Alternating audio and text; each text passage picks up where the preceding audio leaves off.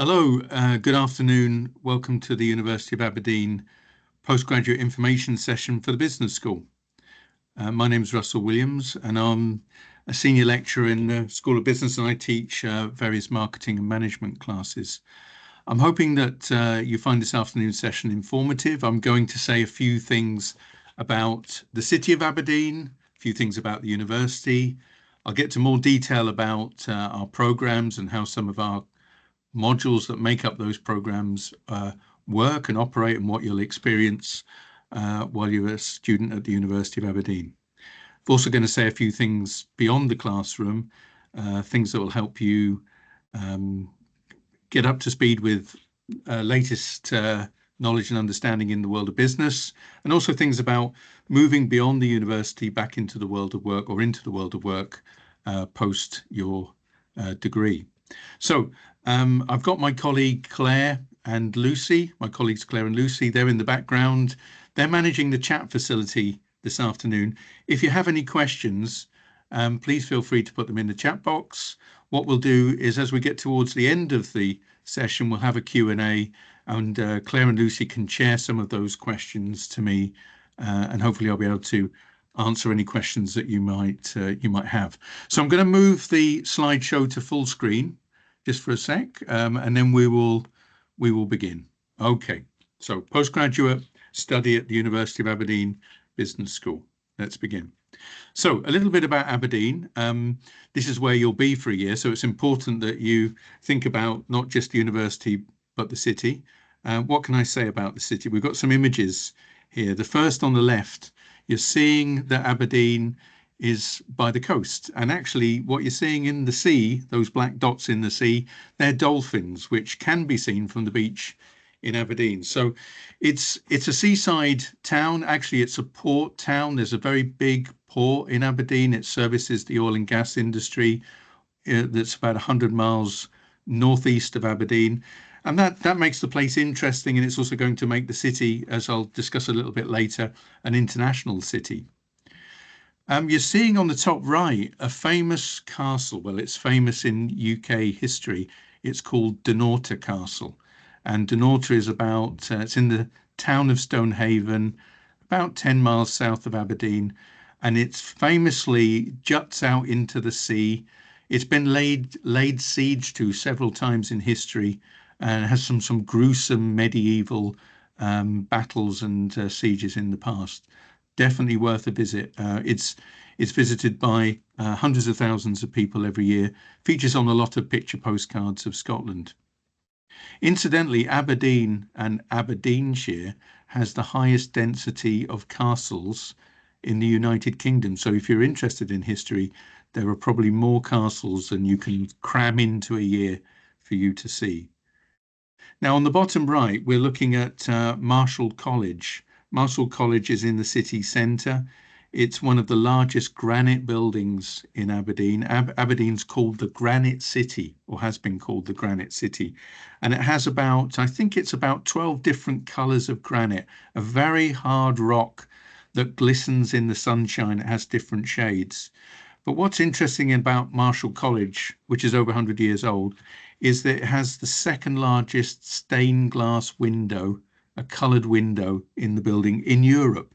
And this is a venue that students used to, in the olden days, used to sit their exams. But this is part of Aberdeen, a lot of classical architecture in the city. Got some details also about travelling to Aberdeen. It's very easy to get to from London. It's a quick flight from London, or people get on the train to London. It's a quick connection to Edinburgh, the capital city, and also to Glasgow, the other major city beyond Aberdeen and Edinburgh in Scotland, and flights internationally as well. I travel frequently for the university and frequently either connect via London Heathrow or Amsterdam as my points of connection. So it's an easy city to travel to. And as a quality of life city, Aberdeen's got something special. It's an average sized city. It's very, very clean. As you can see on the sort of bottom right hand picture, we often have blue sky days, very fresh air. It's also statistically one of the safest cities to live in the UK. So a lot of things beyond the study, beyond your study, that sell Aberdeen as a destination for what is really the most important thing, the education that you're going to receive at Aberdeen. So let's move on and think about some of that education.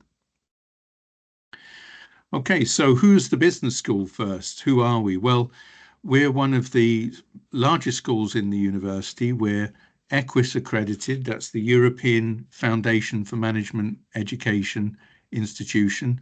And the accreditations ensure, if you like, certain educational standards and practice are guaranteed at the world's leading education institutions. Aberdeen features, irrespective of that accreditation, very well in global and national rankings.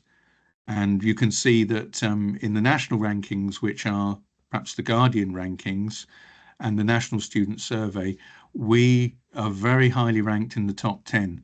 No, number one for student positivity for business studies and management in 2024. And as you can see, fourth for accounting and finance and eighth for business management in another significant ranking, the Guardian University ranking. The university also features very well in the Times and Sunday Times ranking for all of those subjects, top 20 for those subjects.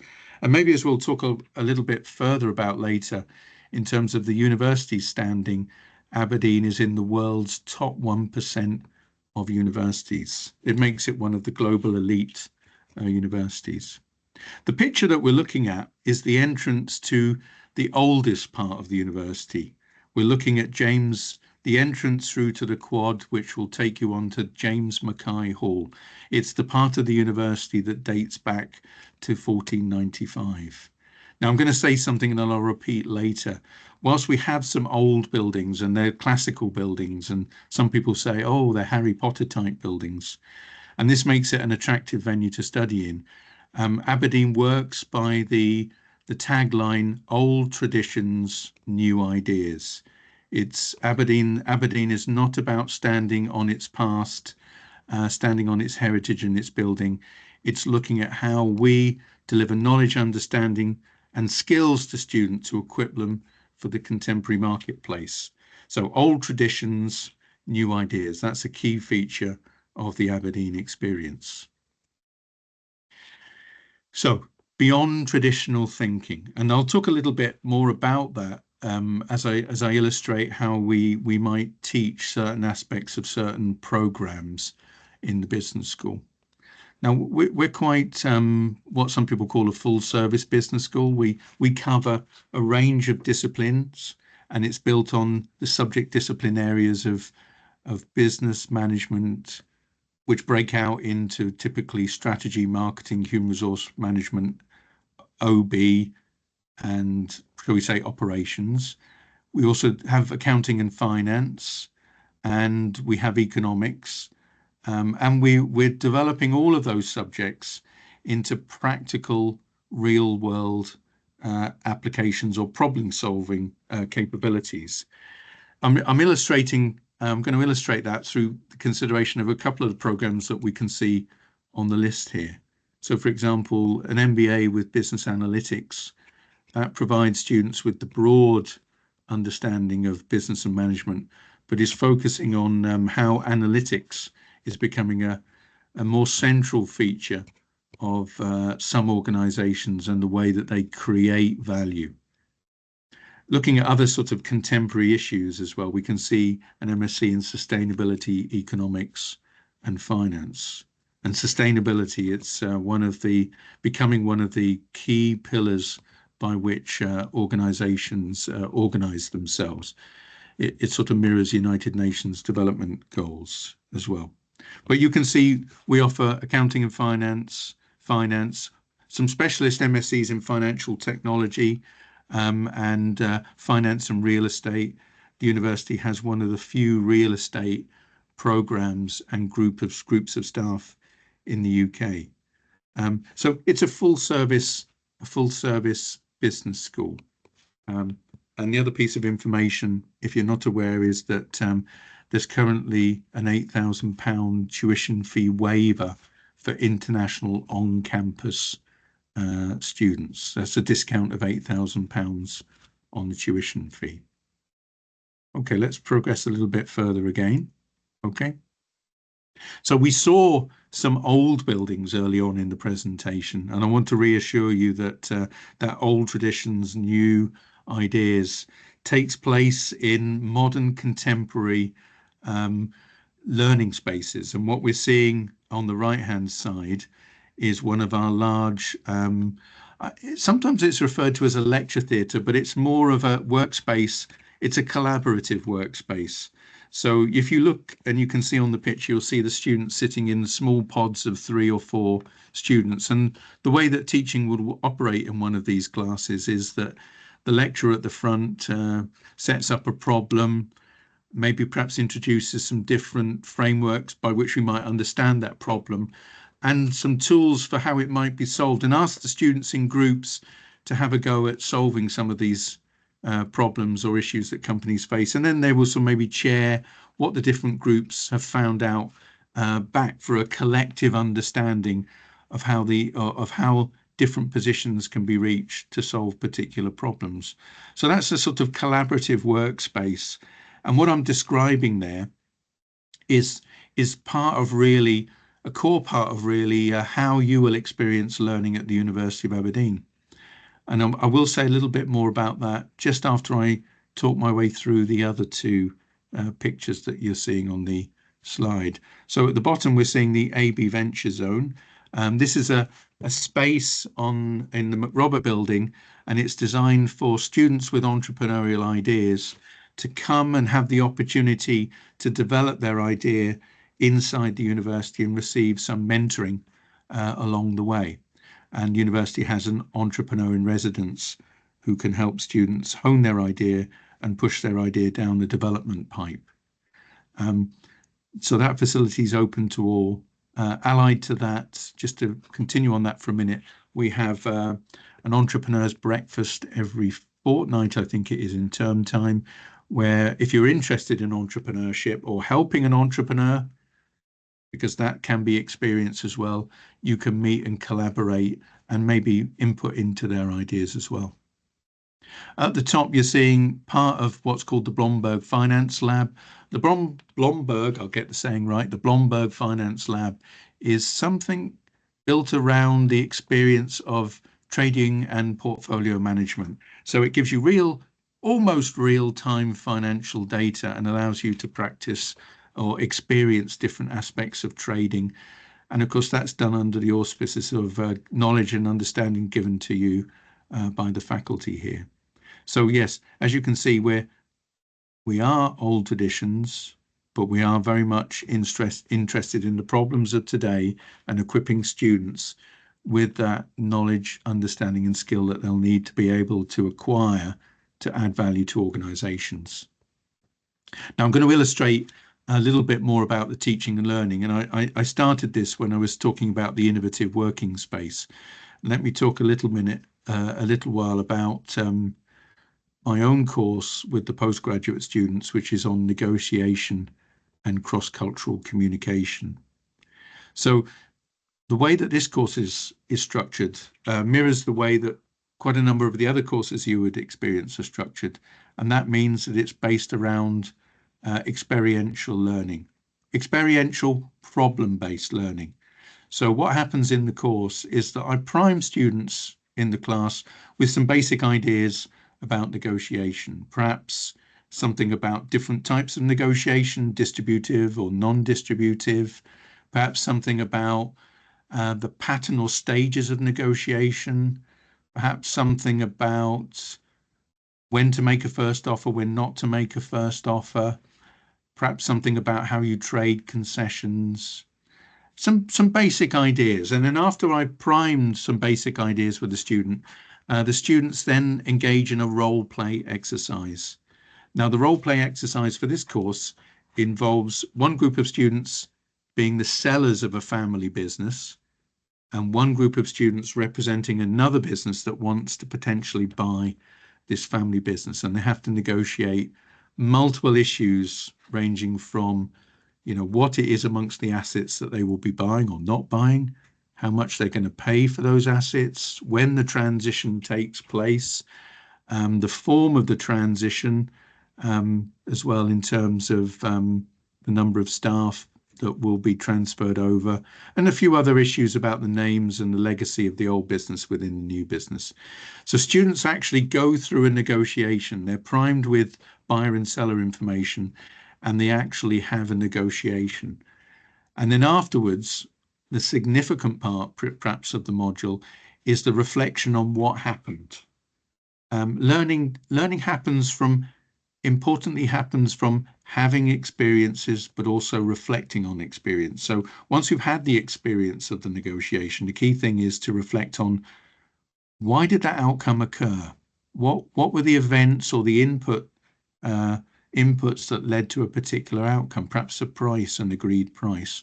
And we will look at the literature, the previous psychological based literature and other literatures to sort of try and work out what shaped the outcome. So, for example, in negotiation, some people say that making the first offer will, on average, get you a better outcome. Well, we can have a look at the data across the student groups and see if that was or wasn't the case. But importantly, we need to look at the context. That sort of piece of information only works in certain situations where there's an information asymmetry between the buyer and the seller. And we'll have a look at whether that is or is not, or was not the case. We'll also look at, about how people communicated during the negotiation, how they framed offers and counter offers to see if they used persuasive techniques or they were using persuasive techniques, and whether that perhaps did or didn't shape the outcome. So what we're really doing is, in a course like negotiation, we are giving you the principles of negotiation. We're rehearsing a negotiation. We're having a role play negotiation. And then we're doing a lot of reflection on, why did what happen? And we go back and we look at further theory and evidence to look at that. And how can we then improve our negotiation practice from a strategic and tactical perspective? That is experiential knowledge, experiential problem-based learning. And that's the practice that you will receive across many of the courses that you would study on the different MSc programs. It's a move away from a perspective which is very traditional, and it's sort of, we're moving away from it, of you as a student being passive, listening to a lecturer at the front or a professor at the front, to being more actively engaged in the learning process. And the learning process is about solving problems and thinking about how that can be undertaken, what different approaches can be undertaken to solve problems. So that requires you to be much more active. Postgraduate study in particular is this movement from the passive learner to the active learner. Okay, well, that's a little bit about some of our spaces and some of the ways that we teach our students. Let's move on a little bit further. In that teaching, it's an important factor that the lecturers and the professors that teach you are up to date on their own subject knowledge. And at the University of Aberdeen, the principle is that pretty much all faculty, lecturers and professors, are either actively engaged in research and or consultancy. And that experience and that knowledge they bring into the classroom and incorporate as a part of your learning experience. So 81% of the research in the business school is classified as world leading and international. And that thing called REF 2021 on the top right hand corner is the Research Excellence Framework. It's the way that the UK government assesses the calibre and quality of research across the UK university. So we are a research-led, practice-informed business school, and that's really important, we think, to make sure that you leave with contemporary, up-to-date knowledge and understanding, but also important, you're aware of how that knowledge is established. And because our own faculty are establishing this knowledge, we're imparting that to you as well. And there's a few illustrations on the slide here about some of the research that's going on in the business school. It's a wide range of research, from carbon-based energy to supporting people in the community to I was reading something by one of my colleagues just last week about the contracts on real estate in the property market. So a wide range of research is happening in the business school, from economics, real estate, marketing, innovation, strategy. It's broad, and that is going to be incorporated into your learning experience. Okay, I'll move on again. Okay, so we have a big alumni, and that alumni stretches across the globe, literally, and we've got 3 examples here. We've got a graduate from the MSc International Business Management Program from China, a graduate from the MSc International Human Resource Management Program from India, and another graduate from India. I think it's from India on the MBA program. But interestingly, two facts or 2 pieces of information. 120 different nationalities study at the university, and you'll be joining an international community. And we think that's an important part of your learning experience as well. Learning to live and operate and work with people from a diverse set of backgrounds, and also to acquire a network from a diverse set of backgrounds and different parts of the world as well. I'll just say something on that, an anecdotal story, if you like. I was flying out of Aberdeen a while back, and I was just sitting in my seat, and then somebody tapped me on the shoulder, sitting behind me, and it was one of our MBA graduates, or he was studying for his MBA, hadn't graduated yet. And we got talking, and I said, well, where are you going? And he told me he was going to China. And this was a Nigerian MBA student. I thought, oh, that's interesting. And as I explored this trip to China a little bit more, I found out that he was going to meet another Chinese student on the MBA in China, and that the Chinese student had previously been to Nigeria with him in the previous vacation period. The long end of this story is that the 2 of them were in the process of setting up a business that exported aluminium doors from China to Nigeria. And my lesson, if you like, is that that's only possible because the Nigerian MBA student sat next to a Chinese MBA student, and somehow they ended up talking about doors and aluminium doors, and they managed to start a business as a result. Neither of them had the goal of starting a business whilst they were on the MBA when they came, but that was the consequence of being part of a global community and establishing a global network. So the guy from Nigeria, the MBA graduate who became a graduate, he actually was sponsored by a bank and went back to his promoted post at the bank after his MBA, but he went back with a business as well. So that kind of shows the value in that. So it's a very international community that you'll be joining. You'll find that actually the staff or the faculty are also international. To illustrate that, the head of school is a Norwegian. The current head of school is a Norwegian. The previous head of school was a Chinese lady, professor. Prior to the Chinese lady, there was a German head of school. And prior to the German head of school, there was a Scottish head of school, a UK citizen. Next to me, in the office next to me, is an Australian. Across the corridor from me is a professor of strategy who's originally from Chile. So we hope that your international experience is not just through the student body, but it's through a global faculty. And they're all bringing with you an understanding of how to navigate different contexts and solve and overcome challenges. And I think that's an important part of your university experience in Aberdeen. Now, I'll come back to one point that I mentioned earlier as well.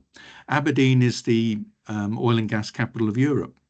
And I said that the port was very busy servicing oil rigs out in the North Sea, in the northeast of Aberdeen.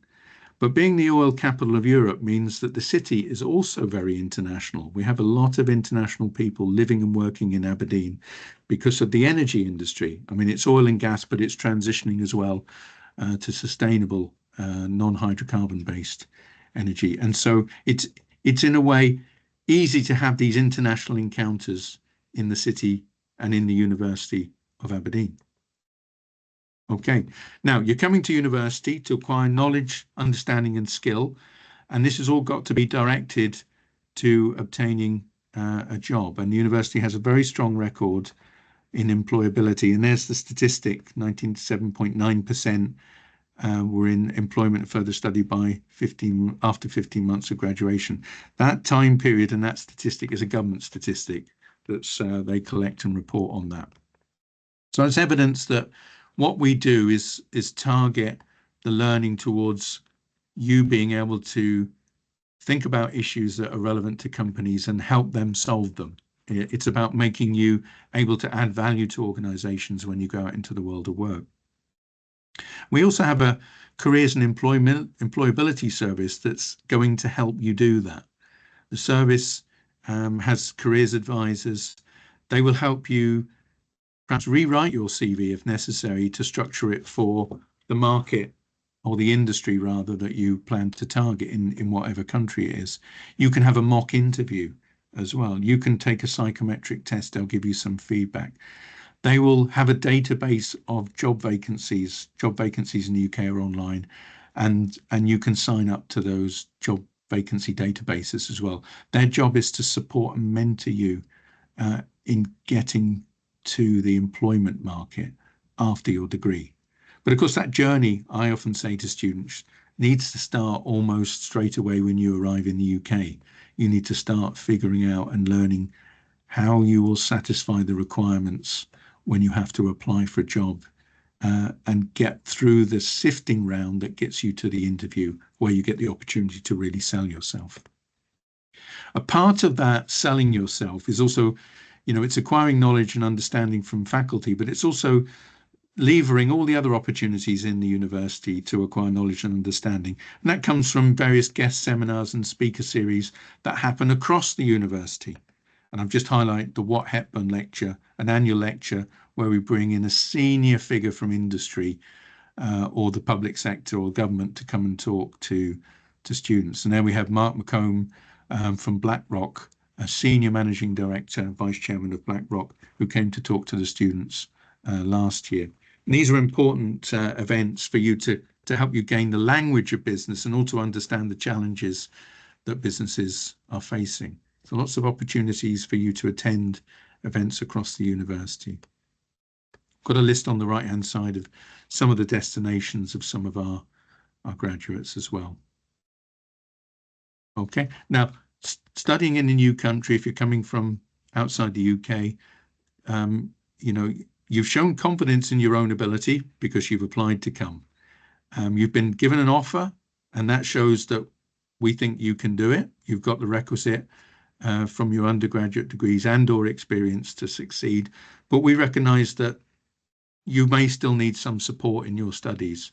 And, Aberdeen has a range of support facilities, services, people that can help you in your study. And I think that's important, helping you get going. And that can be support from academic staff, but also from professional service staff that are there to support you as well.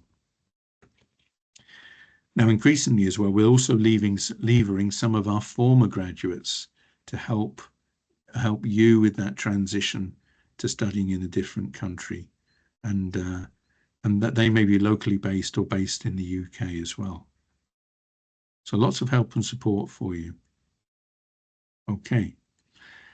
Now, I'm just getting towards the end of the talk, but if you're interested in sort of listening to one of our graduates or understanding something of a journey, tomorrow at 12:30 lunchtime in the UK, one of our former graduates, Ujwal Gupta, I first met Ujwal, and it turns out his wife, now wife in India, when I interviewed them to come to the University of Aberdeen.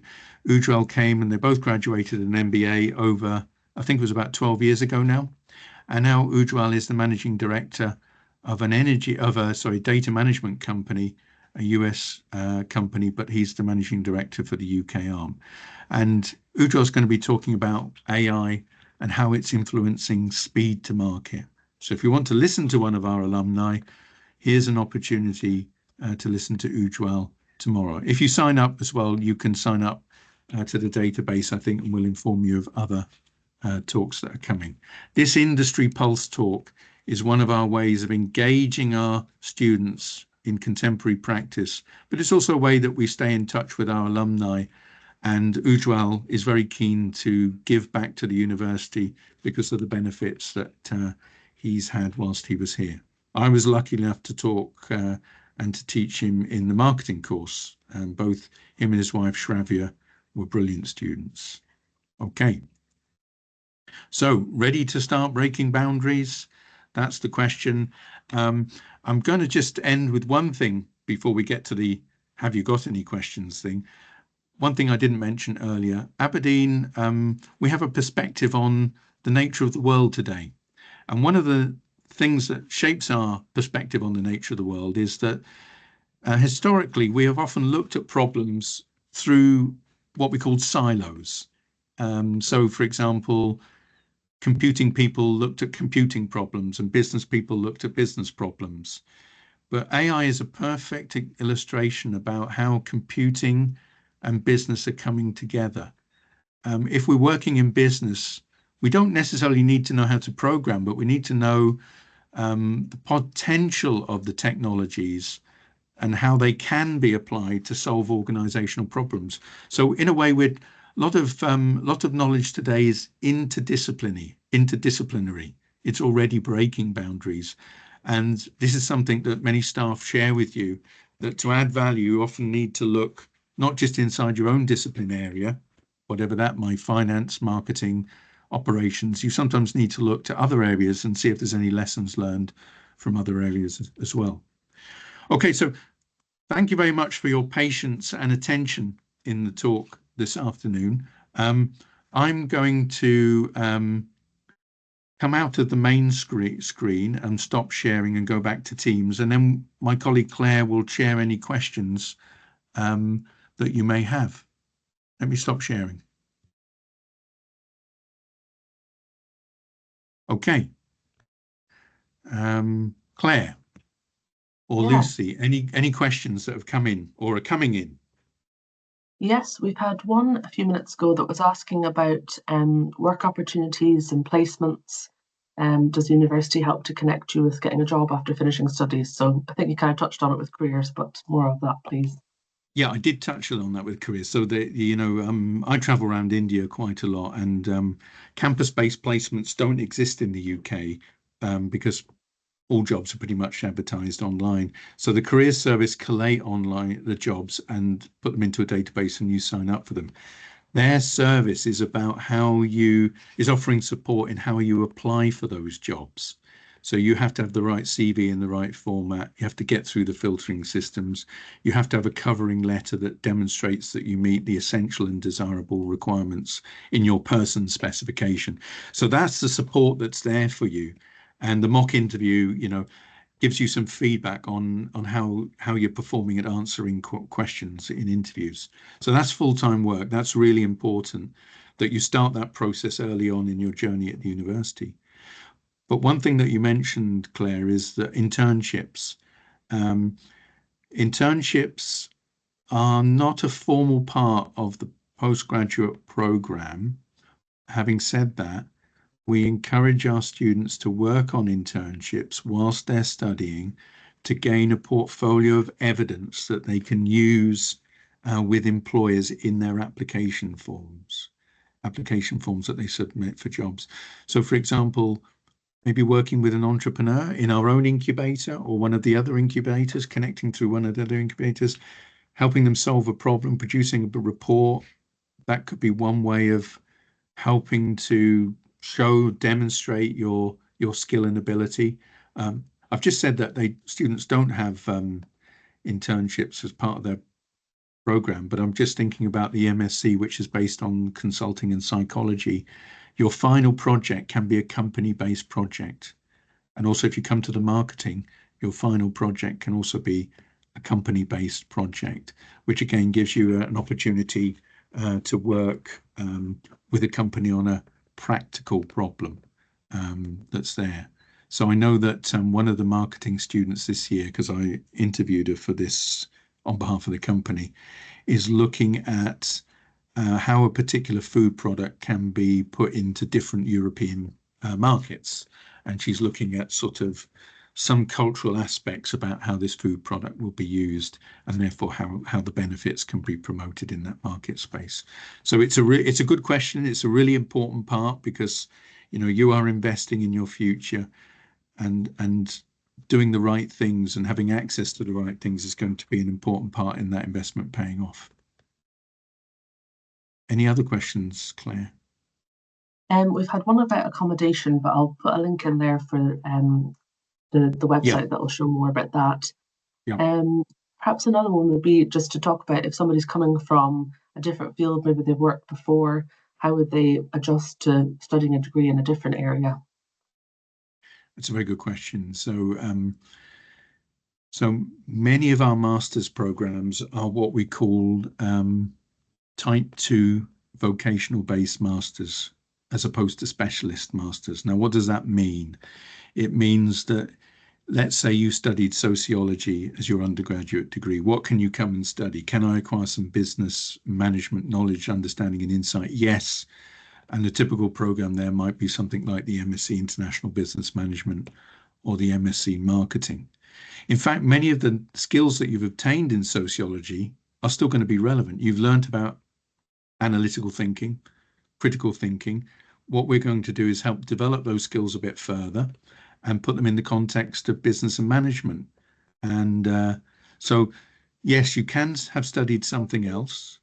And if you have experience, great.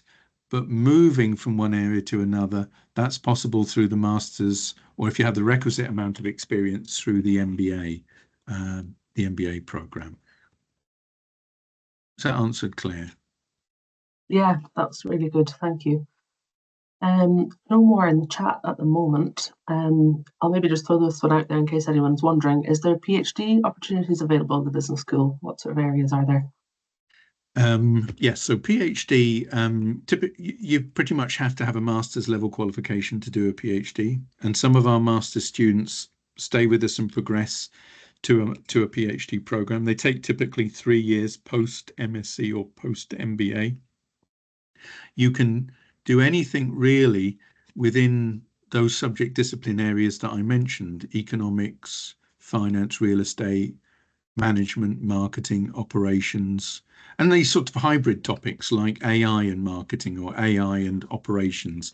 So there's all possibilities to supervise. Now, usually what happens is that students start to think about this and maybe talk about this with faculty whilst they're completing their MSc or postgraduate study. And what you have to do is that you have to write a research proposal and find somebody in the school that's willing to supervise you. But we have a research coordinator in each group, and that really is your first port of call before you embark on too much work, because you often need some steering and direction in this before you just off you go and write a research proposal. So the short answer to your question, Claire, is yes, you can. Second answer is yes, people do as well. And again, the faculty here are very approachable, and they're here to support you in whatever you want to do after your master's program. They're supporting you during, but they're willing to support you in the decisions that you want to make after you finish as well. Thank you. That's great. Again, nothing else in the chat, so I'll maybe ask something that people might wonder is, what would their typical timetable look like? What's the sort of breakdown of teaching? What does that look like? Yeah. So it's important to realise, Claire, it's a funny thing, I'm not answering any of your questions directly on, but I want to give some context first. So it's important to realise that postgraduate study is different from undergraduate study. So undergraduate study, you often have a lot of direction from the faculty. do this, do that. Can you do your homework? Have you read chapter 4, 5, or whatever it might be? A postgraduate study, there's just an assumption that you will do that, really. So, and there's a lot of, we're not going to stand over you and watch you while you do that. You will be doing that. And when we meet in, let's say, a interactive lecture session or a workshop, that time is high value time. It's where we use that time to solve problems and think about how we've gone about solving problems and the positions that have been reached in those solutions. So it's not going to be the situation that staff are sitting with you all the time. You get about 12 hours with staff term time week. The balance of time, you are preparing for those, if you want to call them high intensity encounters, so that we maximize the opportunity from them. And you're also working on your assignments and other assessments. I've just, as I've heard myself say that, Claire, you're probably going to ask me, how will I be assessed on my program of study? Pretty much all of the programs use continuous assessment. So you've probably been assessed a lot via exams at undergraduate level, at postgraduate level. Memory is important, but problem solving is more important. And in the world of work, you don't normally have to take an exam. You have a period of time or extended time to solve a problem. And we set up our assessments in a similar way. So we give you a brief to perhaps produce a report about something, and that will be your assessment, maybe producing a report, a consultancy report on a particular aspect of the course that you've studied. So less exams, perhaps no exams on many of the masters, more continuous assessment, reports, presentations, role play exercises, briefing notes, reflective logs, this kind of aspect. Great, thank you. I'll maybe ask just one more, unless anybody puts in a comment. Yep. Do academics have industry background? I know you'd mentioned that some of them have done, their research, they're up to date on their research. Anybody come from industry? Yeah. So, of course, we have academics that have been in academia pretty much all of their professional life, but in the business school, it's different from many other schools. Yeah, many academics will have had work experience before they perhaps went back to academia. So for my sins, I worked in government for a period of time. I worked for an insurance company for a period of time. And I've also worked as a consultant for a period of time. And that profile is not atypical amongst our faculty. I was talking with Professor Canales this morning, as a professor of strategy. And his background is that he was a chief financial officer before he went back to academia and became ultimately a professor in strategy. So as I say, yes, that's a good question. And yeah, it's a mixed profile of individuals, but many have an industry background, or they're working with industry now, in fact, in various research and sort of allied research type projects, consultancy-based projects. And we want to bring that experience to you, students in the classroom. So that's a good question. Very interesting. Thank you. Yeah. Okay. Well, thanks, Claire, for sharing the questions back. I think we've reached the end of the session. It's we've been going for 45 minutes. Just want to remind you, we've got our former students talking tomorrow on AI and speed to market. You're welcome to attend. There's a Q code on the picture on the slides, and the slides will be sent out to you after the event by Claire. It'll be a pleasure to meet you in that session tomorrow. It's going to be chaired by our MBA director, John Storm. I think other faculty will be there. And it's an opportunity just to see how far you can perhaps go as an alumni or graduate and alumnus of the University of Aberdeen. So once again, thank you very much for your time and your interest in the University of Aberdeen. It's been a pleasure to be with you this afternoon. Thank you.